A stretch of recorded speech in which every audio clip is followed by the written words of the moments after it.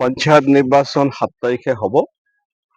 খোলাবন্ধা জিলা পৰিষদ এলেকালৈ আহিছিলোঁ আমাৰ কংগ্ৰেছ প্ৰাৰ্থীসকলৰ প্ৰচাৰৰ কাৰণে, আৰু মই আশা কৰিছোঁ যে আমাৰ ৰাইজে কংগ্ৰেছ প্ৰাৰ্থীসকলক জয়যুক্ত কৰিব। এইবাৰ দেখা গৈছে যে যথেষ্ট পাৰ্টিকেন্দ্ৰিক এটা সংঘাত হৈছে। বিভিন্ন প্ৰাৰ্থীয়ে অভিযোগ কৰিছে যে পইচাৰ লেনদেন হৈছে। কথাবোৰ আচলতে কি ধৰণৰ? চাওক, যেতিয়া এটা দলৰ সম্ভাৱনা বেছি থাকে তেতিয়া সেই দলৰ টিকট বিচৰা মানুহৰ সংখ্যাও বেছি হয়, আৰু দলে এজনকহে প্ৰাৰ্থী দিব পাৰে। বাকী যিবোৰ অভিযোগৰ কথা কৈছে,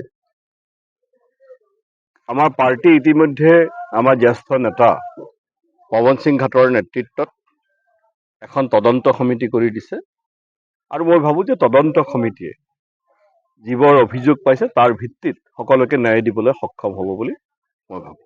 আৰু এটা কথা, এইবাৰৰ নিৰ্বাচনত কিছু কংগ্ৰেছৰ নেতা মুকলিভাৱে নিৰ্দলীয় হৈ ভোট বিচাৰিছে। তেওঁলোকৰ বিৰুদ্ধে দলে কোনো অনুশাসনমূলক ব্যৱস্থা গ্ৰহণ কৰিছে? সেইটো মই নাজানো কোনে কোনে কৰিছে।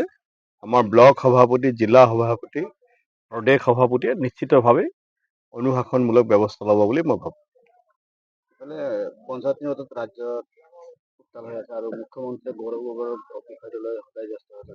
মুখ্যমন্ত্ৰী আচলতে গৌৰৱ ভোটক খেদি পৰিছে, কাৰণ যোৰহাটত গৌৰৱ গগৈক হৰুৱাব নোৱাৰিলে সমগ্ৰ মন্ত্ৰীসভা উঠি পৰি লাগে।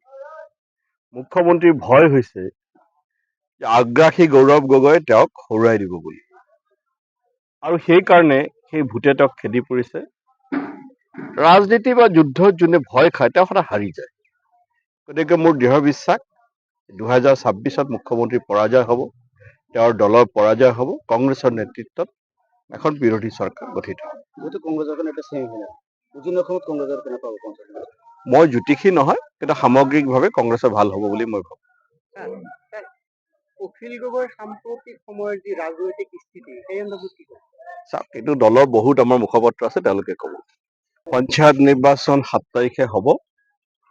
খোলাবন্ধা জিলা পৰিষদ এলেকালৈ আহিছিলোঁ আমাৰ কংগ্ৰেছ প্ৰাৰ্থীসকলৰ প্ৰচাৰৰ কাৰণে, আৰু মই আশা কৰিছোঁ যে আমাৰ ৰাইজে কংগ্ৰেছ প্ৰাৰ্থীসকলক জয়যুক্ত কৰিব। এইবাৰ দেখা গৈছে যে যথেষ্ট পাৰ্টিকেন্দ্ৰিক এটা সংঘাত হৈছে। বিভিন্ন প্ৰাৰ্থীয়ে অভিযোগ কৰিছে যে পইচাৰ লেনদেন হৈছে। কথাবোৰ আচলতে কি ধৰণৰ?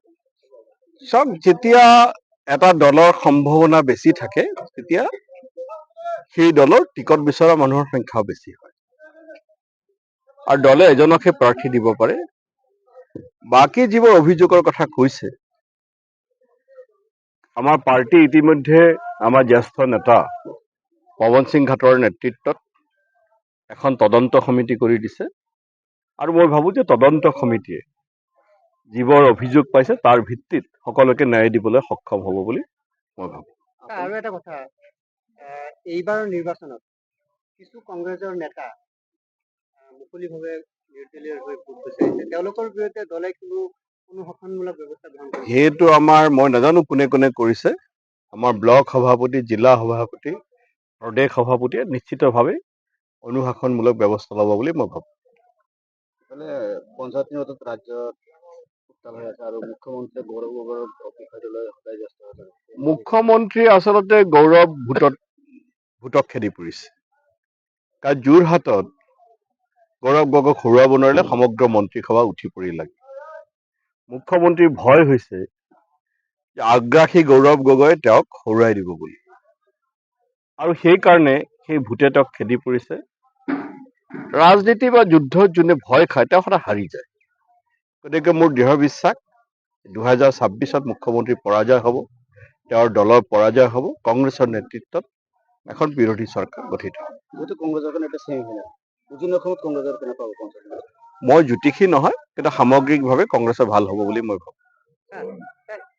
অখিল গগৈৰ সাম্প্ৰতিক সময়ৰ যি ৰাজনৈতিক স্থিতি, সেই সন্দৰ্ভত কি কয়? চাওক, এইটো দলৰ বহুত আমাৰ মুখপাত্ৰ আছে, তেওঁলোকে ক'ব।